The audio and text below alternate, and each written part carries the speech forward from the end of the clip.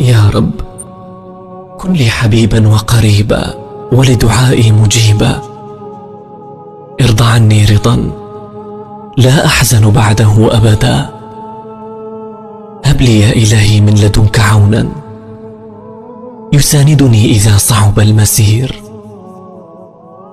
اللهم أخرجني من حولي إلى حولك، ومن أسفي إلى مسرتك، أخرجني من انغلاقي إلى انشراحك، ومن انكساري إلى جبرك.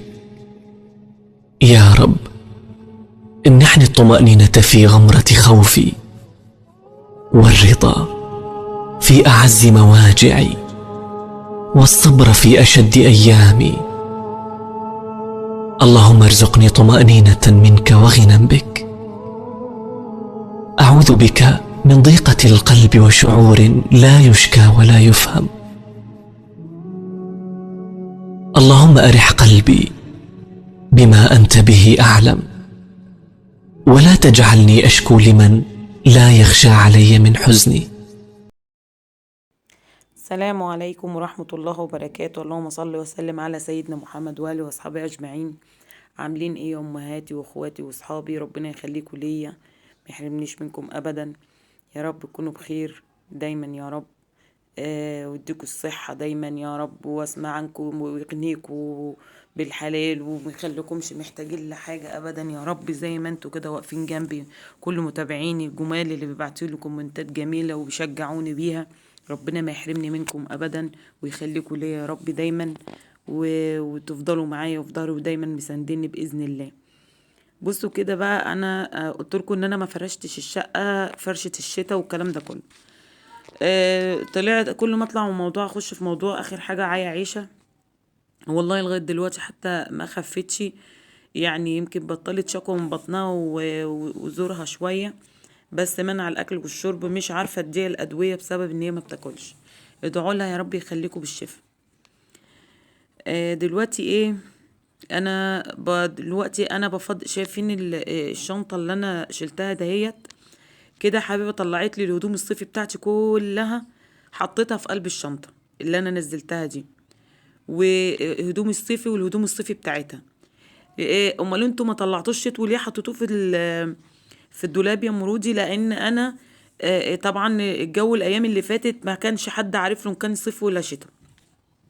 طبعا كان بيجي بالليل في قرصة برد شويه، وبالنهار كان جو حر ما حدش بيطيق هدومه. بقينا نسحب الشتوي نروح لابسينه بالليل لما نبقى بردانين، وبالنهار نلاقي نروح مغيرين لابسين ايه؟ صيفي. لخبطنا ده على ده في الدولاب، فاهمني بقى؟ الدولاب زحم بقى وعلى بعضه.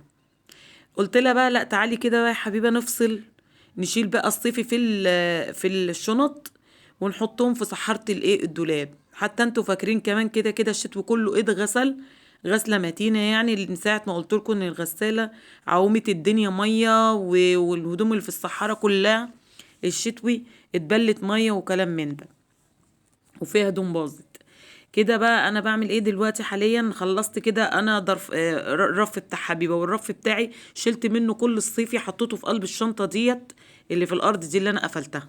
تمام كده بقى. هدوم احمد مريح دماغه بقى، قال لي انا حطي لي عنده رفين فوق بعض، قال لي رف صيفي ورف شتوي.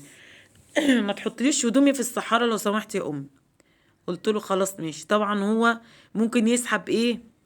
تيشيرت صيفي بيروح لابسه وهو شغال في النهار في الشمس، الجو بيبقى حر، يجي الجو الشمس تروح يبتدي في لسعة برد، بيبقى واخد معاه سويت شيرت تقيل، بيروح لابس سويت شيرت فوق التيشيرت. فيعني بيستخدم من ده وبيستخدم من ده دلوقتي في الايام دي.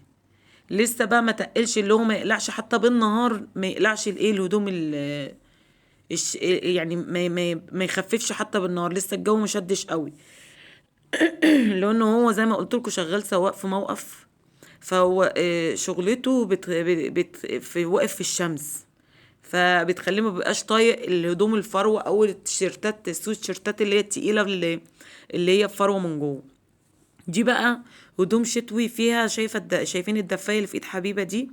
في دفايات زي كده خلاص صغرت على حبيبه تيجي على قدها، دول انا هجمعهم.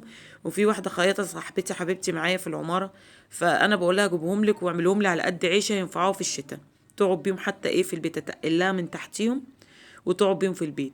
دي هدوم شتوي بقى، انا كنت غسلاه لما اتبهدلوا برضو من الميه مكان الغسالة. فوق دول كده انا مسكتهم كده، غسلتهم وحطيتهم في الشنطة. ما بقاش فيهم مكان، لان انا كده الدولاب بقى كان فيه الاول يعني قبل ما افضيه دلوقتي كان لامم الصيفي والشتوي على بعض. لما انا فضيت وغسلت ومش عارفه ايه والكلام ده، حطينا الشنط بقى طلعناها من الصحاره، فبقت قريبه على ايد اللي يسحب منها. بقينا نسحب ونحط ده على ده في قلب الدولاب. طبعا لما بلم الغسيل من على الحبل ونغسل ونطبق ونحط في الدولاب، بنروح حاطين ده مع ده، ما بنفصلش. مش هنرجع الشتوي اللي سحبناه من الشنطه في قلب الشنطه تاني، فاهمني؟ فكده انا ايه طلعت كده، إيه فصلت ده من ده. وكده هدوم احمد، الهدوم اللي هي لما بيجي يسحب هدوم، طبعا الراجل بيجي يسحب هدوم او الشاب يسحب هدوم، مش زينا احنا بنحاسب عشان الرصه يعني ما تتنعكش. لا هو بيسحب وخلاص. انا كده عدلت له هدومه ورصيتها له كويس، حطيت له الصيفي فوق في الرف اللي فوق، والرف القريب عليه اللي تحت حطيت له الشتوي فيه. كده الشنطه دي بقى ايه حبيبه بتطلع لي هدوم عيشه اللي هي الهدوم الصيفي. شايفين البناطيل الجينز دي، واحده صاحبتي مديهم لي صغروا على بنتها، لما جيت حبيت اعملهم على قد عيشه بصراحه، لقيتهم هيتقص منهم كتير، والجنس لما بتقص منه كتير بيبوظ ومش هينفع. فقلت طب وعلى ايه، اخليهم لها السنه الجايه حتى تكون طولت شويه وملت شويه ولا حاجه، ربنا ينفخ في صورتها باذن الله. ممكن اروح ايه حفهم لها شويه عند حد بيخيط يعني وايه، وينفعوها السنه الجايه باذن الله، عليهم بروفلات وايه وتغير فيهم في الشتاء.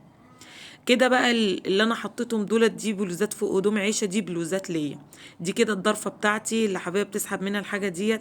دي الضرفه بتاعتي دي طرح، بتقولي انت عايزه الطرحه دي يا ماما، بقول لها لا خلاص يا ماما، لو سمحتي اي حاجه ما بتلبسهاش لو سمحتي انا هرميها هناك كده هو في الارض ناحيه باب الاوضه، يا حد ياخدهم يا اما نرميهم. قلت لها خلاص ماشي. فهي كده بتفضي العبايات بتاعتي والحاجات بتاعتي، انا مش حطاها في شماعات، انا بمسك البتاع ديت العباية بتاعتي، بروح مطبق تانيها اتنين واروح مطبقاها، واروح تانيها على الشماعة اللي هي الماسورة بتاعت الدولاب اللي جوه دي. تمام. دي كده شنطة خروج بتاعتي، كانت في الأرضية بتاعت الدولاب في الأرض. الشنط دي كده هيت فيها حاجات داخلية، ف حطها في قلب الشنطة. هرجع أشيلهم تاني دلوقتي لان حبيبه هتكتشف اما تفتح ضرفتها بقى اللي هي فيها هدوم خروج الشماعه اللي في الدولاب في الاخر الناحيه التانية، في فساتين صيفي وحاجات، هتكتشف ان هي ما حطيتهاش في قلب الشنطه اللي انا قفلتها، لان هي كده كده ما كانش ينفع تتحط لان الشنطه اتملت اصلا. اللهم صل وسلم على سيدنا محمد. هي الشنطه اتملت اساسا يعني، فمش هينفع ان هي ايه تحطهم في قلبها. كده هي ايه بتمسح الدولاب من تحت، جابت حته مليانه ميه بصابونه وبتمسح الدولاب من تحت. بصوا هو الدولاب ما فيهوش يا جماعه مفارش وكده، بس ايه ربنا ييسر الامور ان شاء الله وان شاء الله باذن الله ويفرجها كده باذن الله، واجيب ايه مفارش للدولاب ان شاء الله. انا جبت له قبل كده ومع الغسيل والاستخدام بصراحه والكلام ده كله عمل يعني مش يعني دابوا وتقطعوا وخلاص. فربنا يكرم بقى باذن الله بقى اجيب ايه تاني. كده بقى ايه انا بقول لها دي عبايه بتاعتك دي شتوي ما تحطهاش مع هدوم، انت عندك شماعتك الناحيه التانية حطيهم معاها. بتقول لي يا ماما الحق ده فيه فساتين هنا ما حطيناش، الفستان ده تايجر ده بتاع مناسبات، والفستان ده فستان سواري كانت جايبينه في فرح لبسته لبسه واحده، فبتقول لي ده زاحم لي الضرفه بتاعتي مخليني مش عارفه استخدم الشماعه الشماعه بتاعت الدولاب. قلت لها سيبيه وانا احطه مع الشنطه ديت في ايه قبل ما اقفلها. خدي عبايتك دي، ورحت مطبقاها لها قلت لها حطيها ايه مع هدومك اللي في الدولاب، ما تحطهاش على الشماعه عشان انت حاطه هدومك الخروج كلها حطاها في شماعات ومعلقاها، فما فيش مكان، والجواكت والحاجات دي فما فيش مكان. خدي الحاجات دي حطيها ايه الشتوي دي حطيها معاك. قالت لي في فستان عيشه دوت انت هتحتاجيه، قلت لها اتيه احطه فين في قلب الشنطه دي برضو، لانه هو كده كده خلاص يعني على ما يجي لنا مناسبه تانية مش هينفع لها، هيبقى ايه صغر.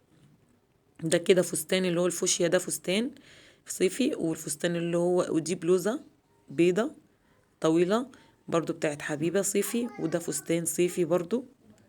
كده نطبق ونحط في قلب الشنطة دي قبل ما تقفل. ما اعرفش هي كانت عماله تحكي معايا في ايه، انا نسيت بصراحه.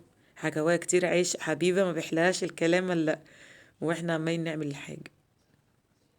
بس كده اهوت. ارص بقى الشنطه دي، حطيت فيها كل صيفي كده لفساتين الخروج بتاعت حبيبه الصيفي.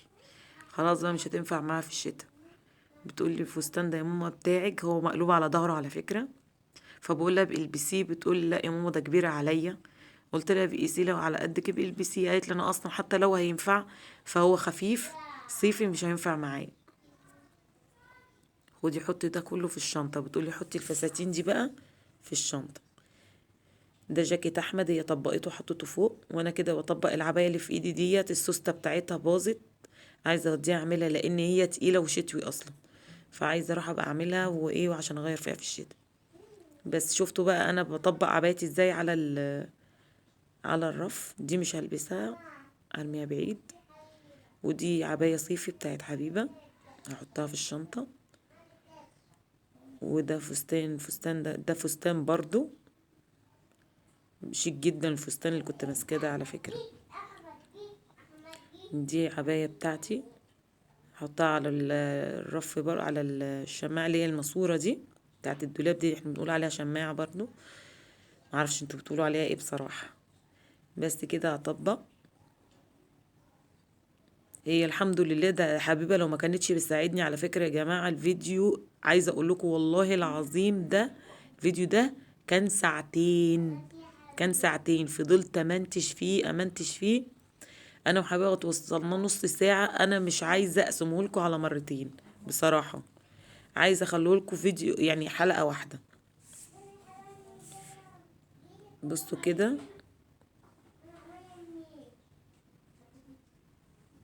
هي انا عماله احكي مع حبيبه كده بقول لها كانت ماسكه جاكيت بس انا راح في المنتجه يعني.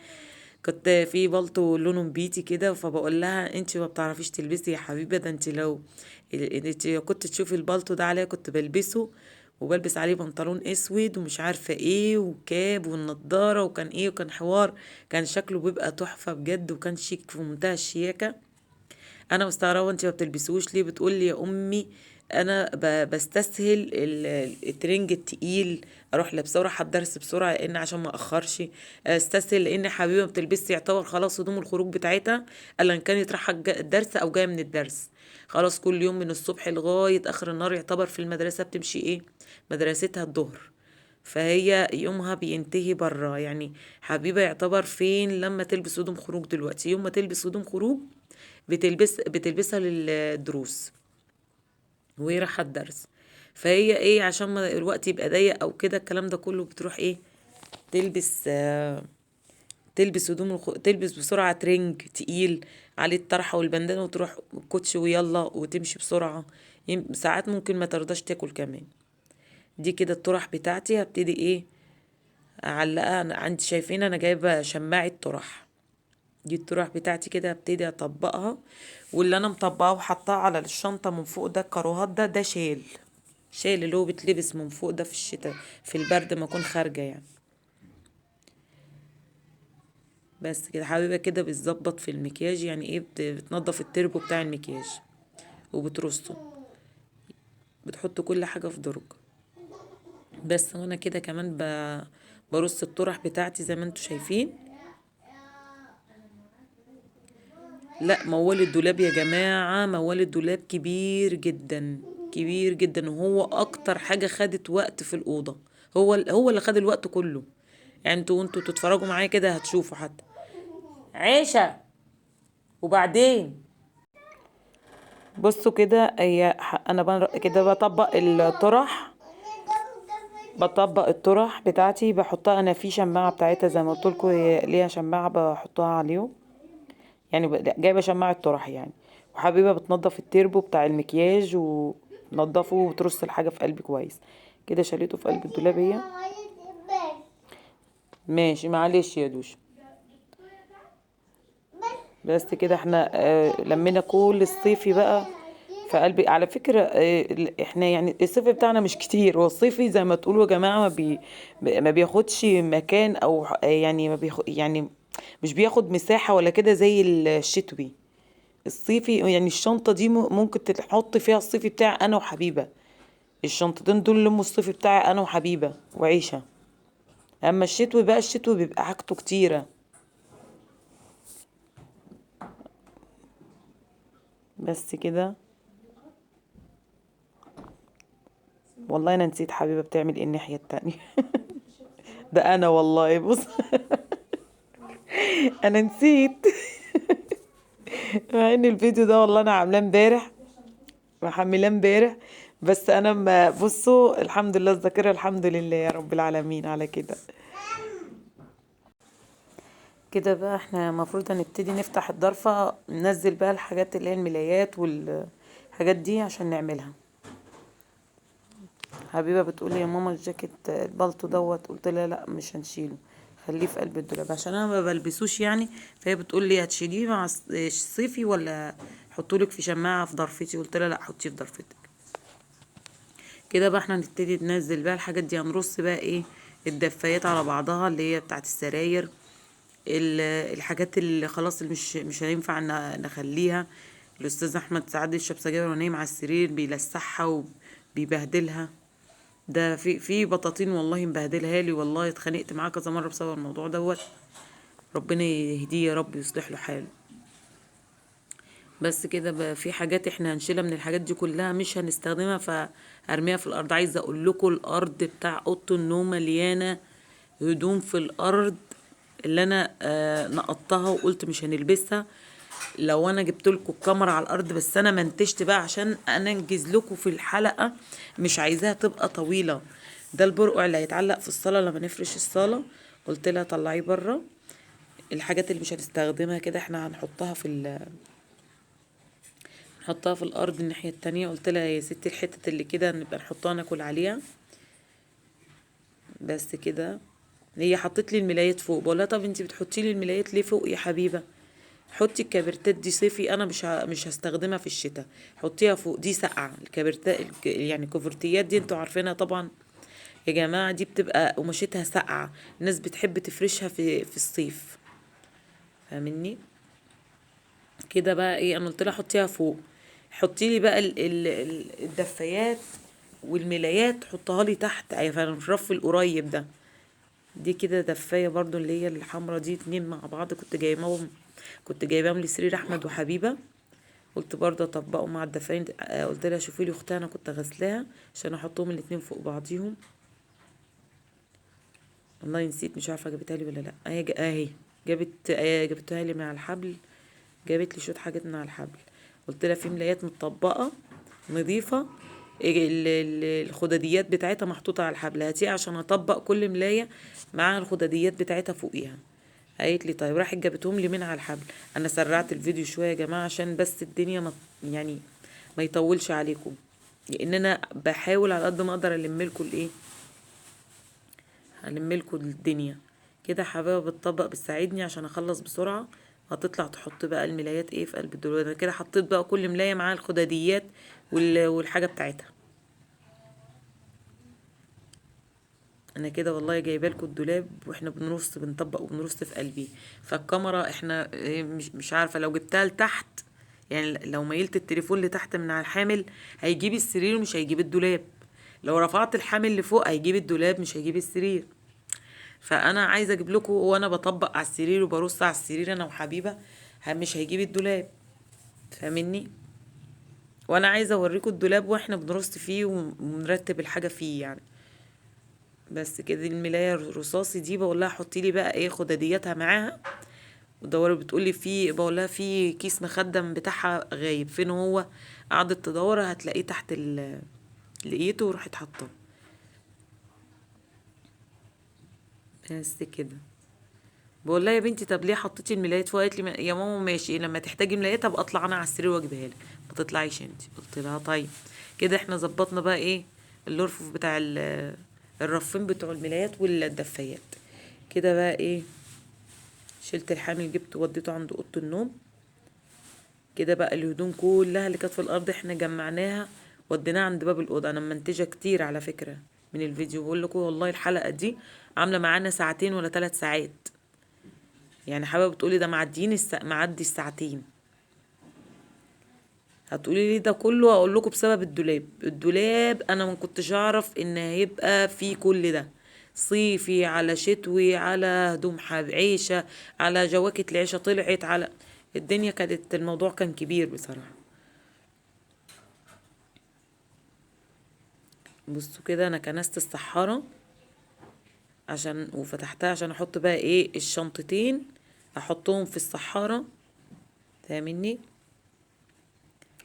الم بقى. رجعت بقى الحاجة تاني. بس كده رصيت الملل وبتاعت السرير وافرد المراتب قصدي. اللهم صل وسلم على سيدنا محمد.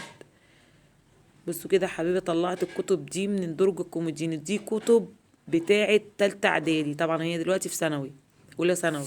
قالت لي ما بقتش محتاجاها، فكنت بقول لها يا حبيبه ده خساره، استني خليهم يمكن حد يحتاجهم حرام. قالت لي لا اديهم يا ماما اللي بتاع ربابيكيا طالما ما حدش سأل ولا قال انا عايز، ما احنا مش هنقعد ندلل عليهم نقول حد عايز كتب حد عايز كتب. قلت لها طب خلاص يا حبيبي. قالت لي هديهم بقى اللي بتاع ربابيكيا ويكون معدي هديهم له.